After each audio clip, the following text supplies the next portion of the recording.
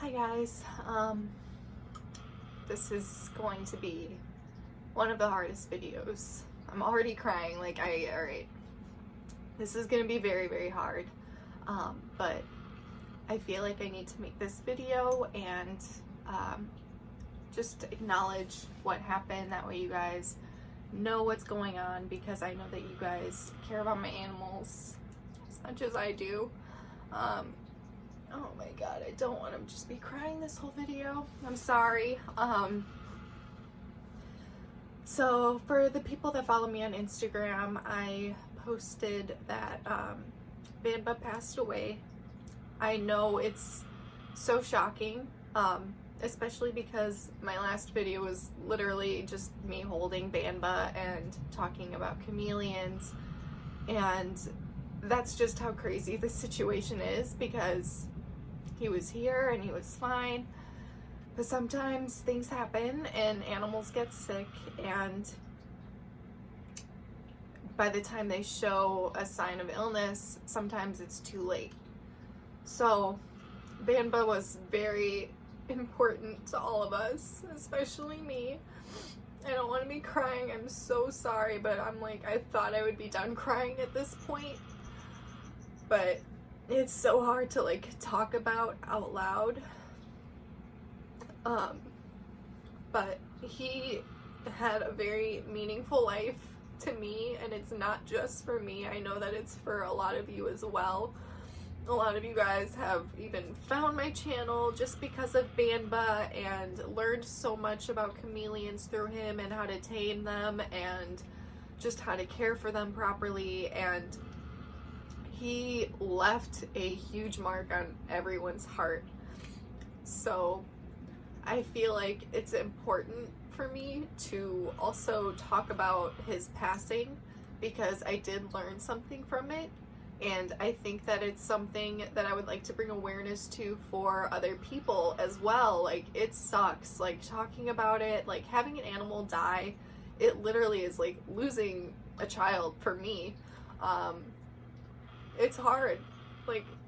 Coming into this room now is just kind of depressing. I'm realizing now how much he was a part of my day every day. He was just always there. That stability and just constant googly eyes looking at me, always wanting to come out, and to not have that so suddenly is just heartbreaking. But it's important because he did bring so much knowledge and awareness to chameleons in the first place that I feel like it's my duty to talk about his death and what I learned from that as well, just to bring some awareness to the situation. So basically what happened with Banba was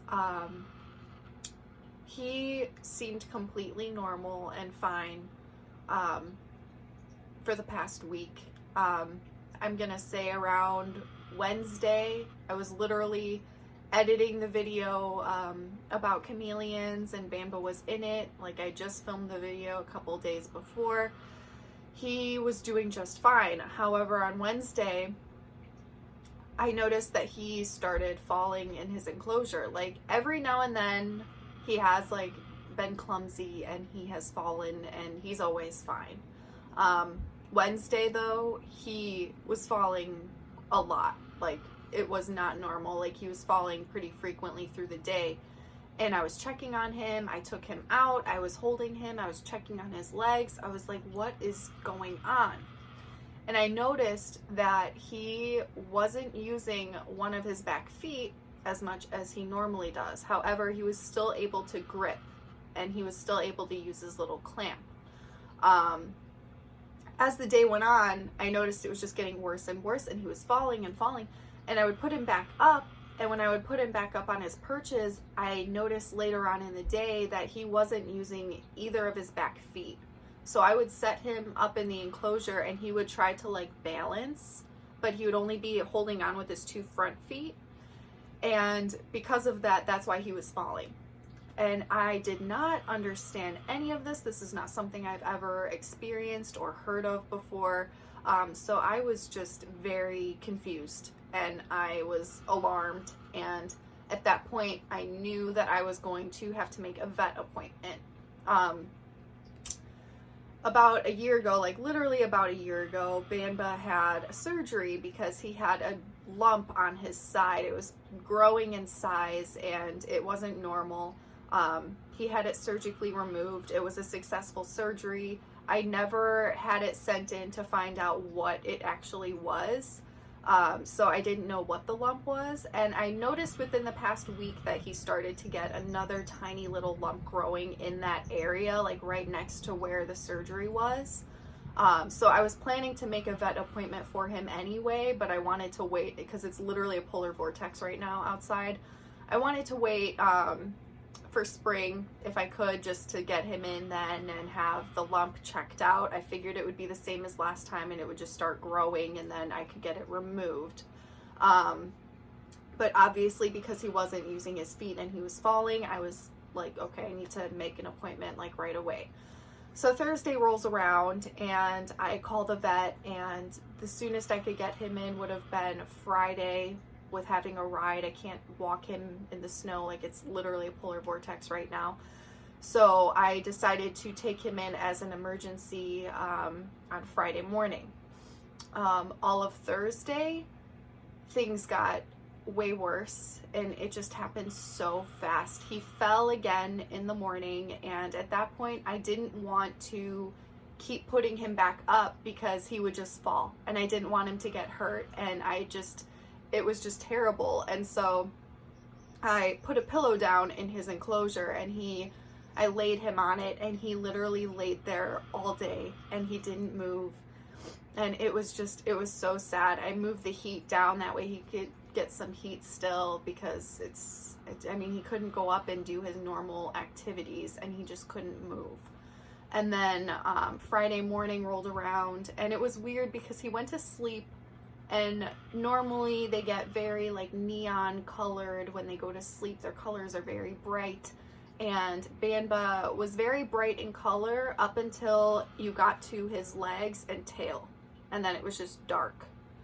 And I thought that was strange. I had been doing all of this research. Of course, the number one things that are going to pop up with a situation like this with the chameleon falling is metabolic bone disease. But I don't think that that's what Banba had. That's not what I thought, because he had always had proper supplementation and UVB. I measure his Ferguson zone. I'm very, very attentive with things like that.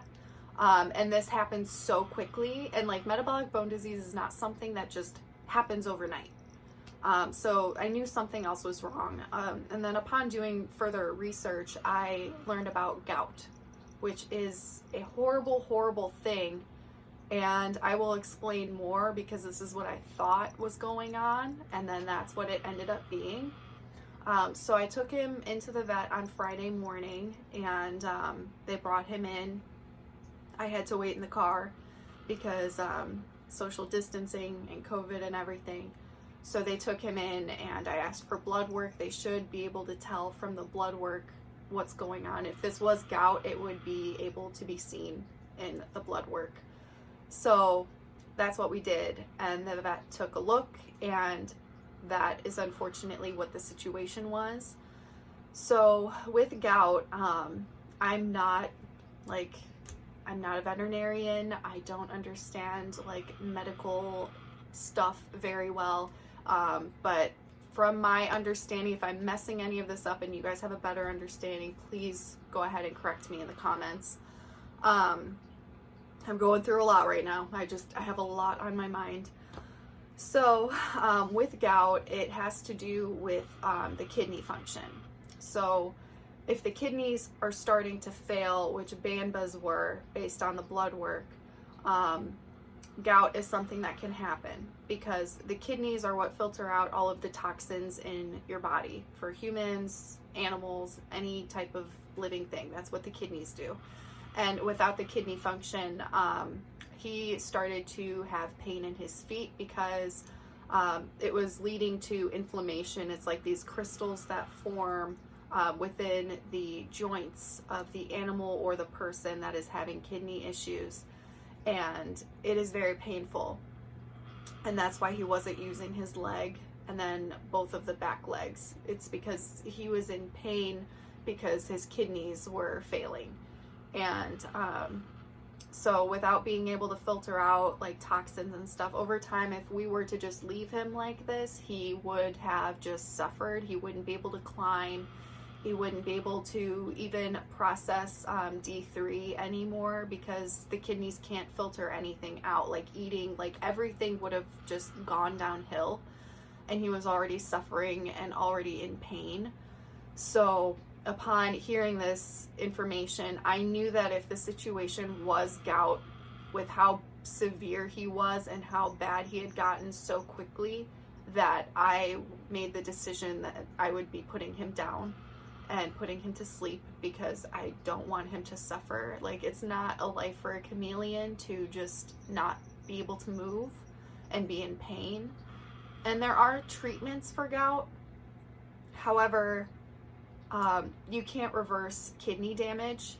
My vet said that if this were a human being, what we would do is we would take him and do a surgery and get a biopsy of his kidneys, and he would be put on a kidney transplant list. So that's not something that they do for chameleons. They don't get transplants. So basically, if I were to try and treat this and give him medication to kind of help with the pain, he still wouldn't be able to move, and over time he would deteriorate and suffer, and then ultimately be taken in to be euthanized. So I made the decision to do it now while he was already deteriorating so quickly, because he couldn't even move. He literally couldn't move. Oh God, it's so hard.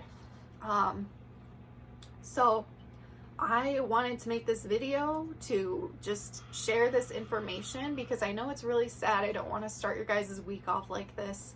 But I have noticed, like, upon learning all of this information, it sucks, because I have had people message me before about their chameleons with literally the same issues. And they say that their chameleon stopped using their leg. The first thing that always popped in my mind was, okay, the chameleon must have broken its leg. And I would tell all of these people, you need to see a vet immediately. Like, there's nothing I can do to help you. You just need to see a vet.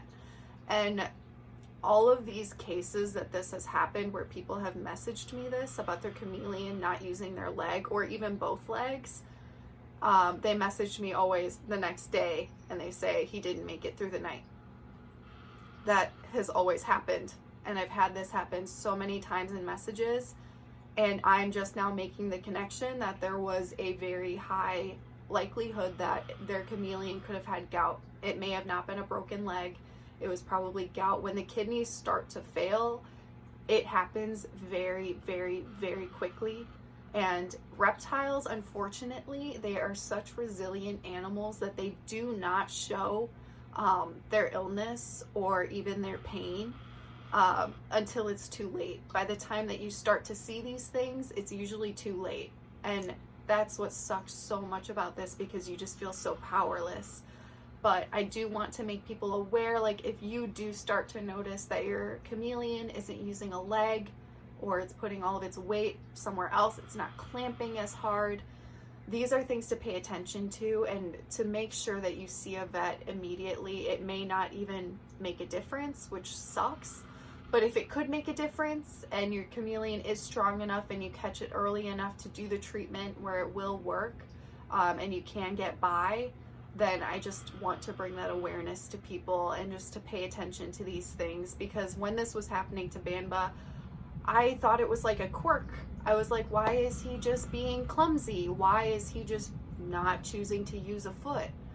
And that's not what it was. Like, it's for a reason. Like, these things happen for a reason, and it's just very important to pay attention to these little signs, because they can be life-threatening.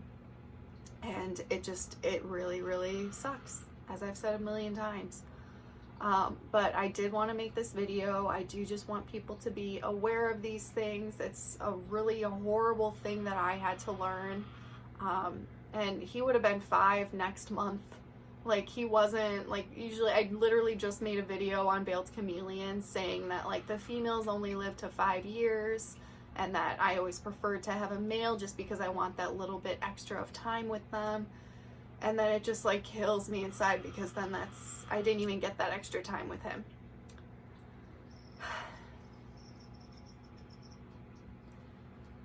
But the time that I did have with him was like so meaningful to me, and I know that it was for you guys too. I'm sorry.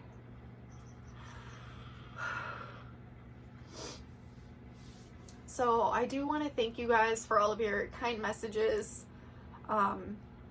This is going to be a really hard one to move on from, like really hard. I'm going to try my best though, and I'm sorry I'm making everyone else sad. I know this sucks. It just really sucks. But it's really important to think about all of the good that has come from this, because there's so much good. He was such an amazing chameleon. He taught people that they are handleable with time, with patience, without forcing them to come out onto you. Like he was so curious about everyone and everything. He had this awareness about him that just, I formed a very special connection to him. And people may think I'm crazy and like it's just a lizard. But I swear, like, he was, like, more than a lizard. He really was. He was very special. And I know he was special to you guys, too. So I really, really hate making videos where I'm just crying and I'm a complete disaster. But I just want you guys to know what's going on. It is my duty to let you guys know, because you guys deserve to know. You are invested into my animals just like I am. And it's important to take these things, like this is the reality of reptile keeping. You never want to think about it. You never want to think of the day that you're going to have to say goodbye to your animal. Like it's like a nightmare. It's something that you put off, but like when it happens, it's real and it's really, really hard. But I have to keep going. I have all of these other animals that I love so much, and I have to keep going.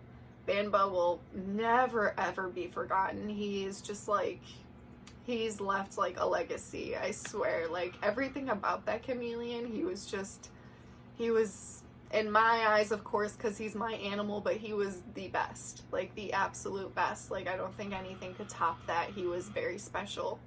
So it's a hard loss, but I'm very, very thankful for the time that I did have with him. He taught me a lot, and I will cherish all of the moments I had with him. It was an amazing experience, even though it was too short. I don't regret it at all, and I just miss him. But I'm gonna try to keep going. I'm gonna just kind of distract myself and try to move on. I'm gonna make a happier video for the next one, because I know this one's like super sad. I don't really know what else to say. I'm sorry guys, this video is, I don't want to make videos like this, I really don't, but I feel like it's important too, so I kind of just had to suck it up and do it. I'm gonna be okay, I'll be fine. Everything will be okay. It's just hard right now. So thank you everyone for all of your kind words and your support, and just hearing about how much he meant to all of you. It really just brings his life even more meaning, and it means the world to me. So thank you guys for all of that. One of these days I'm gonna stop crying, I swear, like it'll happen. I don't know. The next video will be more cheerful, I promise. I'm gonna get there. Yeah. I don't really know how to end a video like this. I'm just sorry that I had to make one like this. If you guys miss Banba and you just need to reflect, I've been posting tons of pictures of him all over Instagram and videos, and I will always cherish him. He was literally the best chameleon. I never thought I would form such an attachment to him like this, But oh my god, he worked his way into my heart completely, and it is just a major loss. But we gained so much from knowing him and watching him grow, and he attracted so many of you guys just with how beautiful he was. And he just taught people, like people that didn't even like reptiles, they loved him because he's so cute, he was so pretty. Like, there was not a single person that could look at him and not like him. He really worked his way into every single person's heart. He was so special. So if you guys are also grieving about this with me, you guys can go on over to Instagram, look at all the pictures of him, be reminded that he had a very meaningful life, full of purpose, and it's never going to be forgotten, ever. Never by me. If I ever choose to get a chameleon again, it will be because of him. And it's not a replacement, because he could never be replaced. But I feel like when all of this happened, I was like, I'm never getting a chameleon again. Like, they don't live long. Like, I can't go through this heartbreak again. But then I'm looking at like all of the amazing things that have come from it, and all of the people that have been inspired by him and learned so much about him and were able to change their care and improve the lives of their chameleons. That's what it's all about. So I think in time, I am going to get another chameleon just to keep his legacy growing. It's going to be for Banba, just to continue educating people and bringing more awareness and having more people fall in love, because these animals, even though they may not live as long, which is hard because most reptiles do, chameleons are one of those species that just don't live as long. It's important to just recognize how meaningful and great the little time that we do have with them is. They're just so beautiful, so impactful on your life. And the little time that you get with them is completely worth it. You just need to live in the moment and appreciate all of the time that you have with them, because it is worth it. No matter what, as hard as it is to say goodbye to them, it's worth it. So I will see you guys in the next video. I apologize if I just completely ruined your day. I did not intend for it to be like that. I just want you guys to know what's going on. I will see you guys in the next one.